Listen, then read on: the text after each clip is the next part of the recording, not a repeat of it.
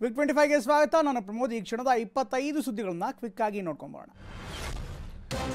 ಪ್ರಜ್ವಲ್ ರೇವಣ್ಣ ವಿರುದ್ಧ ಅತ್ಯಾಚಾರ ಪ್ರಕರಣದ ತನಿಖೆಯನ್ನು ಎಸ್ಐಟಿ ಮತ್ತಷ್ಟು ಚುರುಕುಗೊಳಿಸಿದೆ. ಸಂತ್ರಸ್ತೆ ದೂರಿನ ಮೇರೆಗೆ ತನಿಖೆ ನಡೆಸ್ತಾ ಇರೋ ಎಸ್ಐಟಿ ಹೊಸ ಪ್ಲಾನ್ ಮಾಡಿದೆ.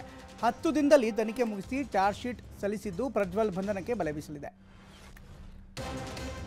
ವಿದೇಶಕ್ಕೆ ಎಸ್ಕೇಪ್ ಆಗಿರೋ ಸಂಸದ ಪ್ರಜ್ವಲ್ ಬಂಧನಕ್ಕೆ ಎಸ್ಐಟಿ ಬಲೆಯನ್ನು ಬೀಸಿದೆ. ಚಾರ್ಜ್ ಶೀಟ್ ಸಲ್ಲಿಸಿದ ಬಳಿಕ ರೆಡ್ ಕಾರ್ನರ್ ನೋಟಿಸ್ ಜಾರಿ ಮಾಡಲಾಗಿದೆ. ಕೋರ್ಟ್ ಮೂಲಕ ಪಾಸ್ಪೋರ್ಟ್ ಕ್ಯಾನ್ಸಲ್ಗೆ ಚಿಂತನೆ ನಡೆಸಿದೆ. ಪ್ರಕರಣದಲ್ಲಿ ಚಾರ್ಜ್ ಶೀಟ್ ಸಲ್ಲಿಸಿದರೆ ಆರೋಪಿ ಬಂಧನ ಸುಲಭವಾಗಲಿದೆ. ಪ್ರಜ್ವಲ್ ರೇವಣ್ಣ ಅತ್ಯಾಚಾರ ಕೇಸ್ ತನಿಖೆಯನ್ನು ಎಸ್ಐಟಿ ತೀವ್ರಗೊಳಿಸಿದೆ. ಪ್ರಜ್ವಲ್ ರೇವಣ್ಣ ಎಂಪಿ ನಿವಾಸದಲ್ಲಿ ನನ್ನ ಮೇಲೆ ಅತ್ಯಾಚಾರ ನಡೆದಿತ್ತು ಅಂತ ಸಂತ್ರಸ್ತೆ ಮಹಿಳೆ ಆರೋಪಿಸಿದ್ರು. ಹೀಗಾಗಿ ಹಾಸನಕ್ಕೆ ಎಫ್ಎಸ್ಎಲ್ ತಂಡ ಎಂಟ್ರಿ ಕೊಟ್ಟಿದ್ದು ಪ್ರಜ್ವಲ್ ನಿವಾಸದಲ್ಲಿ ಎಲ್ಲ ರೀತಿಯ ಸ್ಯಾಂಪಲ್ಗಳನ್ನು ಕಲೆ ಹಾಕಲಾಗ್ತಾ ಇದೆ. ಜೈಲ್ ಪಾಲಾಗಿರುವ ರೇವಣ್ಣಗೆ ಜಾಮೀನು ಸಿಗುತ್ತೋ ಇಲ್ವೋ ಅನ್ನೋ ಟೆನ್ಷನ್ ಶುರುವಾಗಿದೆ. ರೇವಣ್ಣ ಜಾಮೀನು ಅರ್ಜಿ ವಿಚಾರಣೆ ನಡೀತಾ ಇದೆ. ಜನಪ್ರತಿನಿಧಿಗಳ ಮಕರಂದ್ ನಡ್ಕರ್ಣಿ ಸೈಕಲ್ ರಿಟೇಲ್ ಶಾಪ್ ಮೂಲಕ ತಿಂಗಳಿಗೆ 6 ಲಕ್ಷ ಗಳಿಸ್ತಿದ್ದಾರೆ. ನೀವು ಕೂಡ ಅವರಿಂದ ಕಲಿಬೇಕಾ? ಅವ್ರ ಜೊತೆ ವಿಡಿಯೋ ಕಾಲ್ನಲ್ಲಿ ಮಾತಾಡಬೇಕಾ? ಈಗಲೇ ಫ್ರೀಡಮ್ ಆ್ಯಪ್ ಡೌನ್ಲೋಡ್ ಮಾಡಿ.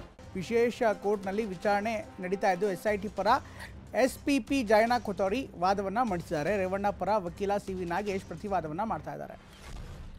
ರೇವಣ್ಣಗೆ ಜಾಮೀನು ನೀಡದಂತೆ ಎಸ್ಐಟಿ ಪರ ಎಸ್ಪಿಪಿ ಜಯನಾ ಕೊತೋರಿ ವಾದವನ್ನು ಮಂಡಿಸಿದ್ದಾರೆ. ದಂಡನೆ ತೀವ್ರತೆ ಹೆಚ್ಚಿದ್ದರೆ ಜಾಮೀನು ನಿರಾಕರಿಸಬೇಕು. ಐಪಿಸಿ ಸೆಕ್ಷನ್ 364A ಅಡಿ ಜೀವಾವಧಿ ಮರಣದಂಡನೆಗೂ ಅವಕಾಶ ಇದೆ. ಇತರೆ ಆರೋಪಿಗಳ ಸ್ವಇಚ್ಛಾ ಹೇಳಿಕೆಯನ್ನು ಪರಿಗಣಿಸಬಾರದು ಅಂತ ಸುಪ್ರೀಂ ಕೋರ್ಟ್ ತೀರ್ಪು ಉಲ್ಲೇಖಿಸಿದರು. ಶಾಸಕ ರೇವಣ್ಣ ಪುತ್ರ ಪ್ರಜ್ವಲ್ ತಲೆಮರೆಸಿಕೊಂಡಿದ್ದಾನೆ ಅಂತ ಕೋರ್ಟ್ನಲ್ಲಿ ಎಸ್ಐಟಿ ಪರ ಎಸ್ಪಿಪಿ ಜಯನಾ ಕೊತೋರಿ ವಾದವನ್ನು ಮಂಡಿಸಿದ್ದಾರೆ. ರೇವಣ್ಣಗೆ ಜಾಮೀನು ನೀಡಿದರೆ ಸಾಕ್ಷ್ಯಾಧಾರ ನಾಶಪಡಿಸಬಹುದು.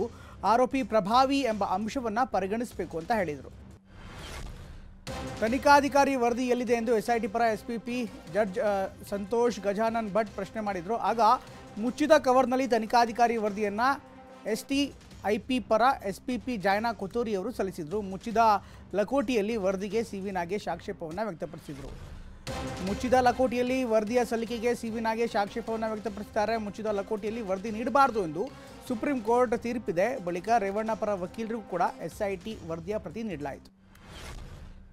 ಶಾಸಕ ರೇವಣ್ಣ ವಿರುದ್ಧದ ಕಿಡ್ನಾಪ್ ಕೇಸ್ನಲ್ಲಿ A2 ಆರೋಪಿ ಸತೀಶ್ ಬಾಬು ಬಂಧನದ ಬಗ್ಗೆ ಮಾಜಿ ಸಚಿವ ಸಾರಾ ಮಹೇಶ್ ಪ್ರಶ್ನೆ ಮಾಡಿದ್ದಾರೆ. ಎಫ್ಐಆರ್ಗೂ ಮುನ್ನ ಸತೀಶ್ ಬಾಬು ಅವರನ್ನು ವಶಕ್ಕೆ ಪಡೆಯಲಾಗಿದೆ. ಬಂಧಿಸಿರುವ ದೃಶ್ಯ ಬೇಕರಿ ಸಿಸಿ ಕ್ಯಾಮೆರಾದಲ್ಲಿ ಸರಿಯಾಗಿದ್ದು ಅದನ್ನು ಡಿಲೀಟ್ ಮಾಡಿಸಿದ್ದಾರೆ ಅಂತ ಆರೋಪ ಮಾಡಿದರು. ಪೆನ್ಡ್ರೈವ್ ಪ್ರಕರಣದ ಬಗ್ಗೆ ಮಾಜಿ ಶಾಸಕ ಪ್ರೀತಮ್ ಗೌಡ ಪ್ರತಿಕ್ರಿಯೆ ನೀಡಿದ್ದು, ಎಸ್ಐಟಿ ಅಧಿಕಾರಿಗಳು ಬಂಧಿಸಿದ್ದು ನನ್ನ PA ಅಲ್ಲ ಅಂತ ಹೇಳಿದ್ದಾರೆ. ನನ್ನ ಕಚೇರಿಯಲ್ಲಿ 40 ರಿಂದ 50 ಜನ ಕೆಲಸ ಮಾಡ್ತಾರೆ. ವಿಡಿಯೋ ಇಟ್ಕೊಂಡವರೆಲ್ಲರನ್ನ ತಪ್ಪಿತಸ್ಥರು ಅನ್ನೋಕ್ಕಾಗತ್ತಾ ಅಂತ ಪ್ರೀತಮ್ ಗೌಡ ಪ್ರಶ್ನೆ ಮಾಡಿದರು. ಶಾಸಕ ಎ ಮಂಜುಗೆ ಪೆನ್ಡ್ರೈವ್ ನೀಡಿದ್ದೆ ಎಂದಿರುವ ನವೀನ್ ಗೌಡ ವಿರುದ್ಧ ದೂರು ದಾಖಲಾಗಿದೆ. ಬೆಂಗಳೂರಿನ ಎಸ್ಐಟಿ ಕಚೇರಿಯಲ್ಲಿ ಎ ಮಂಜು ದೂರು ಕೊಟ್ಟಿದ್ದಾರೆ. ನವೀನ್ ಗೌಡ ಏಪ್ರಿಲ್ 21ರಂದು ಶಾಸಕ ಮಂಜುಗೆ ಪೆನ್ಡ್ರೈವ್ ನೀಡಿದ್ದಾಗಿ ಫೇಸ್ಬುಕ್ ಪೋಸ್ಟ್ ಹಾಕಿದ್ದು.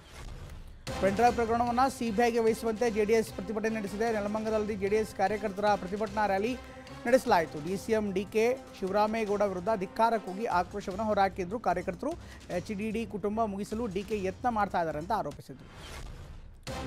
ಜಾಮೀನು ವಿವಾದಕ್ಕೆ ಯುವಕನೊಬ್ಬನನ್ನು ಹತ್ಯೆ ಮಾಡಲಾಗಿದೆ. ಶಿವಮೊಗ್ಗ ತಾಲೂಕಿನ ದುಮ್ಮಳ್ಳಿ ಗ್ರಾಮದಲ್ಲಿ ಘಟನೆ ನಡೆದಿದೆ. ಗ್ರಾಮದಲ್ಲಿ ತೋಟದಲ್ಲಿ ಸತೀಶ್ ಶವ ಪತ್ತೆಯಾಗಿದೆ. ಸತೀಶ್ ಮಂಜು ನಾಯ್ಕ್ ನಡುವೆ ಜಮೀನು ವಿವಾದವಿತ್ತು. ಇದೇ ದ್ವೇಷಕ್ಕೆ ಅಖಿಲೇಶ್ ಎಂಬಾತ ಕೊಲೆ ಮಾಡಿರೋ ಶಂಕೆ ವ್ಯಕ್ತವಾಗಿದೆ.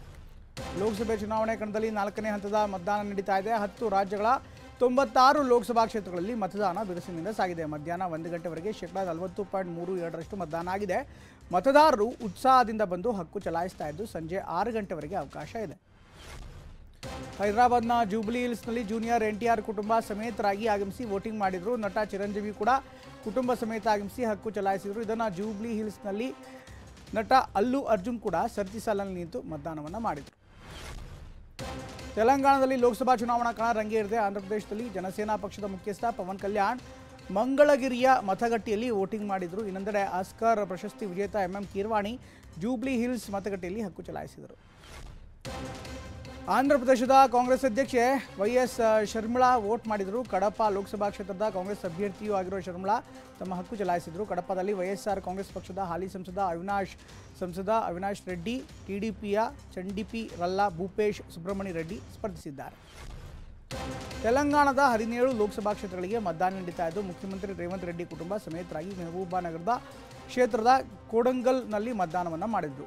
ಕಾಂಗ್ರೆಸ್ ಹೆಚ್ಚಿನ ಸಂಖ್ಯೆ ಸ್ಥಾನ ಗಳಿಸುವ ವಿಶ್ವಾಸ ವ್ಯಕ್ತಪಡಿಸಿದರು. ಅತ್ತ ಮಾಜಿ CM KCR ಸಹ ಮತದಾನ ಮಾಡಿದರು.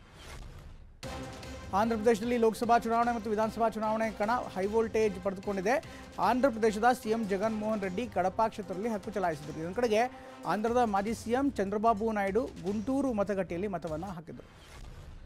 ಕರ್ನಾಟಕ ರಾಜಕಾರಣದ ಬಗ್ಗೆ ಏಕನಾಥ್ ಶಿಂದೆ ಸ್ಫೋಟಕ ಹೇಳಿಕೆ ನೀಡಿದ್ದಾರೆ. ಲೋಕಸಭಾ ಚುನಾವಣೆ ಬಳಿಕ ಕರ್ನಾಟಕದಲ್ಲಿ ಬದಲಾವಣೆ ಆಗಲಿದೆ, ತೆರೆಮರೆಯಲ್ಲಿ ಆಪರೇಷನ್ಗೆ ಆಹ್ವಾನವಿದೆ ಅಂತ ಮಹಾರಾಷ್ಟ್ರ ಸಿಎಂ ಏಕನಾಥ್ ಶಿಂದೆ ಸ್ಫೋಟಕ ಹೇಳಿಕೆ ನೀಡಿದ್ದು ಈಗ ಸಂಚಲನ ಸೃಷ್ಟಿ ಮಾಡಿದೆ.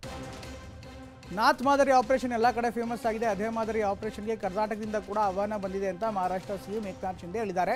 ಚುನಾವಣೆ ಬಳಿಕವೇ ಕರ್ನಾಟಕಕ್ಕೆ ಬರುತ್ತೇನೆ ಅಂತ ಮಹಾರಾಷ್ಟ್ರದ ಸತಾರಾ ಜಿಲ್ಲೆಯಲ್ಲಿ ಪ್ರಚಾರದ ವೇಳೆ ಶಿಂದೆ ಹೇಳಿದ್ದಾರೆ.